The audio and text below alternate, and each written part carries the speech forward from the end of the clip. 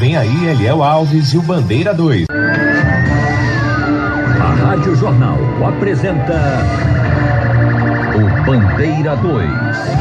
Eliel Alves. Primos encontrados mortos a tiros dentro de veículo no agreste do estado. Desconhecidos matam rapaz a bala no centro em Paudalho. Jovem assassinado no bairro do Pacheco com disparos de arma de fogo. Estas manchetes serão notícias dentro de instantes, com o repórter Bandeira 2 desta segunda-feira, 30 de julho de 2018. Você está ouvindo Eliel Alves no Bandeira 2, a maior audiência do Brasil. Carlos José da Silva, de 29 anos de idade, e Fernando Antônio Rego da Cunha, 27 anos. Eles estavam dentro de uma Kombi pertinho da penitenciária agroindustrial São João Antiga Pai, em Itamaracá. Eles tinham ido fazer uma visita e quando estavam saindo dentro da Kombi, foram baleados por 4 homens que fugiram no carro Palio, placa não fornecida. Carlos José da Silva morreu no local e o Fernando Antônio Rego da Cunha ficou ferido e foi socorrido no hospital Miguel Barrais, em Paulista. Anderson Santos Souza, com 17 anos de idade, foi agredido com um golpe de faca peixeira no pescoço nas imediações da quadra da Associação de Moradores em Carpina por um elemento desconhecido. Levado para a unidade mista lá de Carpina, o adolescente acabou morrendo devido à gravidade do ferimento e o corpo dele, Anderson Santos Souza, foi removido para o Instituto de Medicina Legal. Edmilson Alexandre da Silva, com 29 anos de idade, foi assassinado com tiro de espingarda e golpes de faca peixeira na própria residência, na Travessa Augusto Guedes dos Santos, no bairro do Jardim Jordão, no Jaboatão dos Guararapes. Um só elemento cometeu o crime e os motivos também são ignorados. José Maria da Silva, um homem com 59 anos de idade, profissão não informada, residente no sítio Alto dos Negros, em Itaíba, no interior do estado, foi assassinado com disparos de arma de fogo. Elementos desconhecidos invadiram a casa dele, mataram ele a bala e fugiram, tomando destino ignorado. Os motivos do crime também são ignorados e o corpo de José Maria da Silva foi encaminhado ao Instituto de Medicina Legal. Antônio Iranilson de Souza Silva, um rapaz com 27 anos de idade, foi assassinado a golpes de faca peixeira na rua Ananindeva, que fica no bairro de Prazeres, em Jaboatão dos Guararapes. A autoria e os motivos do crime são desconhecidos e o corpo de Antônio Iranilson de Souza Silva foi encaminhado ao Instituto de Medicina Legal depois do levantamento procedido por peritos criminais do Instituto de Criminalística e agentes da Força Tarefa do DHPP.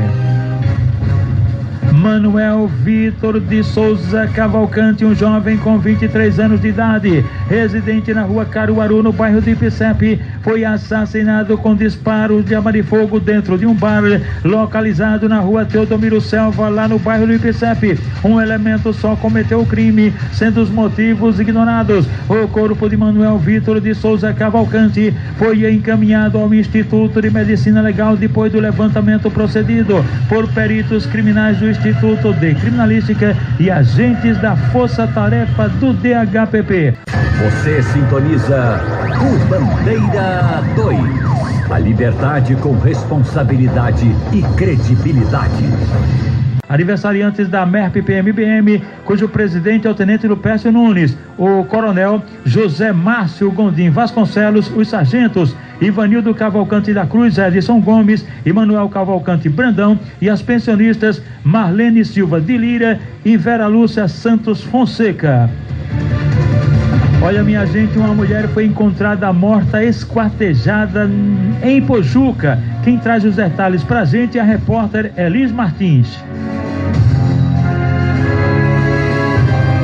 Segue-se a identificação no Instituto de Medicina Legal, corpo da mulher esquartejada por um caldeireiro dentro de uma casa em Ipojuca.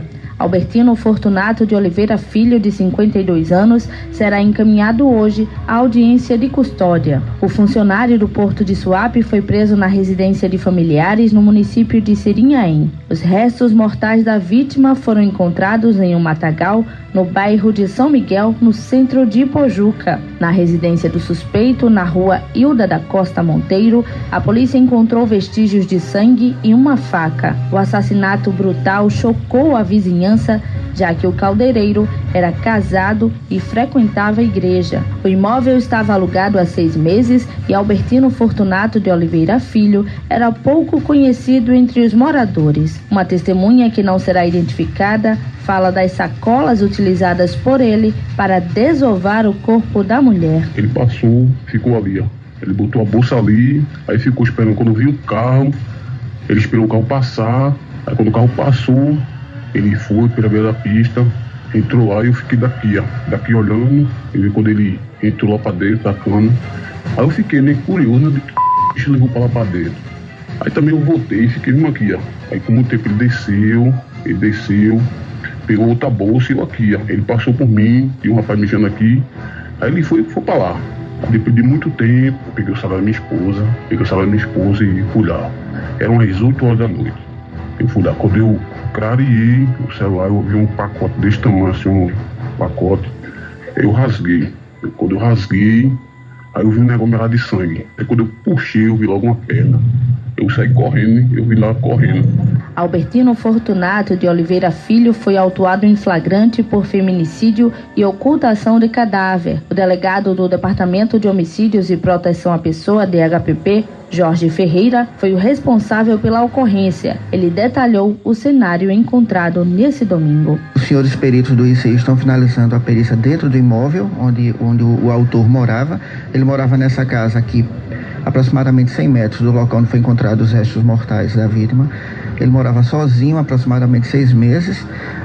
A vítima costumava frequentar a casa dele, fazia visitas periódicas, às vezes dormia, às vezes não, muito embora a vítima ainda não esteja identificada. E acredita-se que ao final da perícia dentro do imóvel, que a gente encontrou com resquícios de sangue no colchão, no chão, num balde que ele utilizou, o crime possivelmente tenha sido na parte da tarde de ontem, porque os moradores viram quando ele saiu com 2 malas no final da tarde. A gente acredita que tenha sido para se desfazer do corpo, né, que estava partido em 2 partes. Depois ele lavou todo o imóvel. O cheiro é muito forte de água sanitária no recinto, mas mesmo assim os peritos, né, conseguiram identificar que ali sim aconteceu respingamento de sangue. Foi encontrado no colchão, na espuma, perto da parede, no balde, onde possivelmente ele utilizou para fazer a lavagem, a asepsia do local posterior ao crime. Elis Martins para o Bandeira 2. Primos encontrados mortos a tiros dentro de veículo no agreste do estado. Jovens desconhecidos matam rapaz a bala no centro em Paudalho.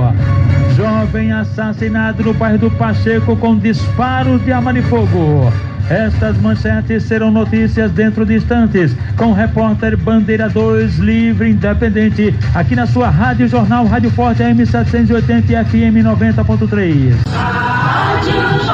Você está ouvindo Eliel Alves no Bandeira 2, a maior audiência do Brasil.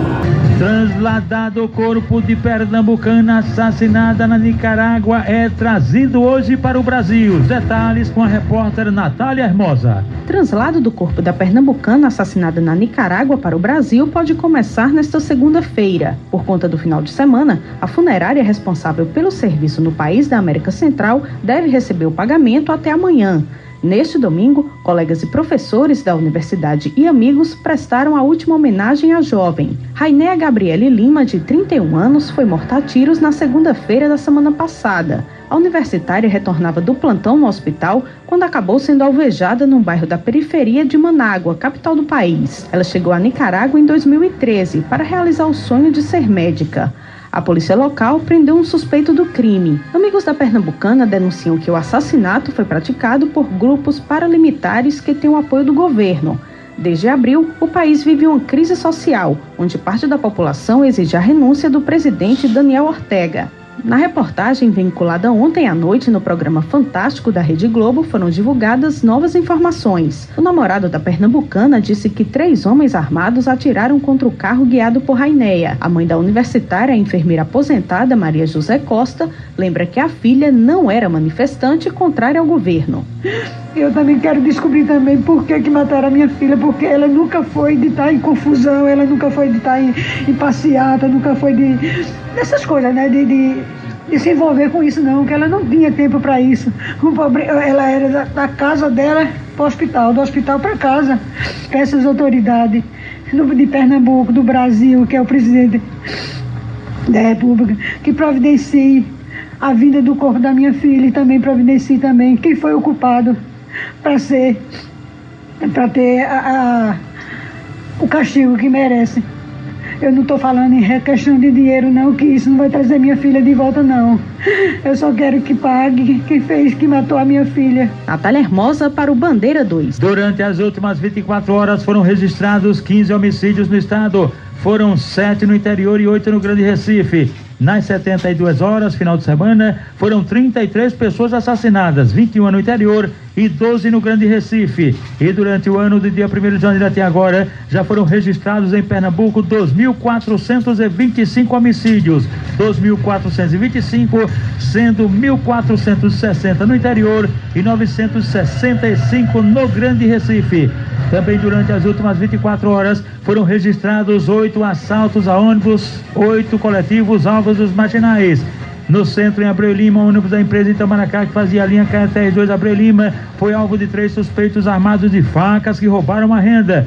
Na Avenida João de Barros, no bairro da Encruzilhada, ontem por volta das 4h10 da tarde, o ônibus da Caxangá, que fazia a linha do Alto Santa Terezinha, foi assaltado por homens, elementos de revólveres e facões que levaram dinheiro da renda. Por volta das 8h30 da noite de ontem, no terminal de Setúbal, em Boa Viagem, foram 2 ônibus assaltados, 2 coletivos, ambos da Borborema, e faziam a linha Setúbal Conde da Boa Vista. Por volta das 9 da manhã de ontem, na PE15, no bairro dos Botrins, em Olinda, o alvo foi um BRT que fazia a linha pela Alpira Silveira, prefeitura da cidade do Recife. Por volta das 6h30 da noite, na Avenida Norte, em Santo Amaro, ônibus da Caxangá, que fazia a linha do Tiro, foi alvo de marginais que roubaram os pertences dos usuários. Por volta de 1 da tarde, na PE15, no bairro do Salgadinho, em Olinda, outro BRT assaltado. Este fazia a linha Abreu Lima, prefeitura da cidade do Recife. E já por volta das 9h30 da noite, foi na segunda perimetral metropolitana, pertinho do antigo lixão de Aguazinha, que um ônibus da Globo foi assaltado. Só os usuários roubados e o coletivo fazia a linha PE15 Afogados. Portanto, 8 ônibus assaltados de ontem para hoje. Nas 72 horas, final de semana, foram 21 ônibus assaltados. No mês de julho, já foram registrados 222 assaltos a coletivos e durante o ano, 1.501 assaltos a ônibus. Você sintoniza o Bandeira 2. A liberdade com responsabilidade e credibilidade. O morador de rua José Fernando da Silva, 44 anos de idade, foi assassinado a golpes de faca peixeira, várias facadas nas costas, na calçada da rua José Rodival Aragão, na Sulanca, em Palmares. Um elemento só cometeu o crime e os motivos não foram informados. Cleison José da Silva, conhecido por Ceguinho, foi assassinado com disparos de arma de fogo na cabeça em um bar que fica pertinho do cemitério, na rua da Caixa d'Água, em Tijuco-Papo, Goiânia. Elementos desconhecidos mataram Cleison José da Silva, o Ceguinho, e ainda feriram um casal, Renato Eduardo da Silva e Juliette Ferreira da Silva, que foram socorridos no hospital local.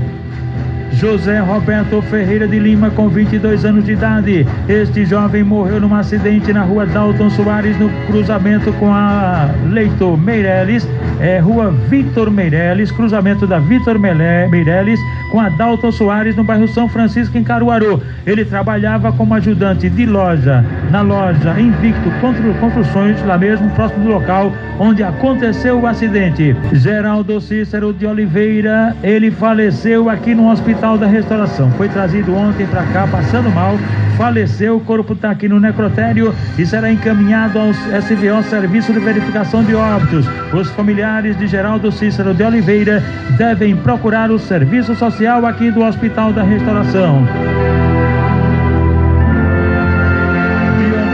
Justino de Oliveira Neto, um jovem com 21 anos de idade, residente na rua Campos do Jordão, no bairro de Barra de Jangada, no Jaboatão dos Guararapes. Ele estava na residência dele quando de repente chegaram 2 homens num carro Fiat Palio branco, entraram na casa dele, ele estava conversando com amigos, daí os caras atiraram na cabeça e no braço dele. Dionísio Justino de Oliveira Neto foi levado para a unidade de pronto atendimento, a UPA de Barra de Jangada, e de lá foi removido aqui para o HR.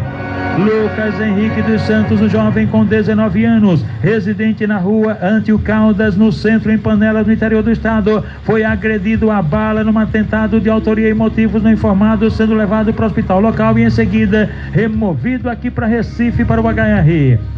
João Paulo Firmino da Silva, de 15 anos, residente no sítio Mucambo, zona rural de Capoeiras, foi agredido a bala por desconhecidos e trazido aqui para o Recife, para o HR. João Batista de Melo, 42 anos, residente na rua Avenida Frei Jerônimo, que fica em Alagoinha, no interior do estado. Ele foi brutalmente espancado por elementos desconhecidos e trazido aqui para o Recife, para o HR. José Alex da Silva Júnior, adolescente de 17 anos, residente no loteamento São João e São Paulo, em Santa Cruz do Capibaribe, foi baleado num atentado de autoria e motivos não informados, sendo trazido aqui para Recife, para o HR. José Severino da Silva, 44 anos, residente no Engenho Serra Grande, zona rural de Vitória de Santo Antão, foi agredido a golpes de facão por uma pessoa cuja identidade não foi informada e foi socorrido aqui no HR. A doméstica Maria Janeide da Silva, de 32 anos, residente na usina Cucaú, em Rio Formoso, deu entrada aqui no Hospital da Restauração com hematomas, vítima de um brutal espancamento de autoria e motivos desconhecidos. Quem também deu entrada aqui numa HR vítima de espancamento foi José Carlos da Silva Rocha, que tem 30 anos de idade e mora na rua Antônio Azevedo, na Coab 3, em Garanhuns. A autoria e os motivos da agressão também são ignorados. Você está ouvindo Eliel Alves no Bandeira 2, a maior audiência do Brasil. Primos encontrados mortos a tiros dentro de veículo no agreste do estado. João Pedro Vilela, um adolescente de 15 anos, e o primo dele, Clédson Vilela de Azevedo, 37 anos. Eles estavam desaparecidos desde a última sexta-feira e foram encontrados mortos a tiros e amarrados no sítio Gama, zona rural de São Bento do Una, no agreste do estado. Os 2 foram encontrados dentro de um Corsa branco de placa JFO 3940. A polícia continua investigando o caso e os corpos das vítimas foram encaminhados ao Instituto de Medicina Legal. Desconhecidos matam rapaz a bala no centro em Paudalho. Elementos que ainda não foram identificados, 3 caras. Eles mataram a bala ontem por volta das 6 horas da noite. O rapaz Edson Salvino da Silva, que tinha 31 anos de idade, morava na comunidade Portelinha, em Paudalho. E o crime aconteceu em frente à Igreja Católica, na praça, bem no centro, em Paudalho. O Edson Silvino da Silva ainda chegou a ser levado para a unidade de pronto atendimento, a UPA de Paudalho, mas ele já chegou sem vida e o corpo foi removido para o Instituto de Medicina Legal. E atenção! Jovem assassinado no bairro do Pacheco com disparos de arma de fogo. Edson Felipe da Silva, um jovem com 24 anos de idade, conhecido pelo apelido de Capiba, residente na rua Espanha, no bairro da Sucupira, em Jaboatão dos Guararapes. Ele foi assassinado com vários disparos de arma de fogo no Alto São Pedro, no bairro do Pacheco, lá no Jaboatão dos Guararapes. Crime praticado por 2 homens que estavam num carro Gol de placa não fornecida. De acordo com informações, Edson seria ex-presidiário e usuário de drogas. Por sinal, ele estaria endividado com tráfico. O corpo dele, Capiba Edson Felipe da Silva, foi encaminhado ao Instituto de Medicina Legal após o levantamento feito por uma equipe do Instituto de Criminalística e agentes da Força Tarefa do DHPP. O repórter Bandeira 2, o fato policial verdade, continua de plantão aqui na sua Rádio Jornal, Rádio Forte AM 780 e FM 90.3.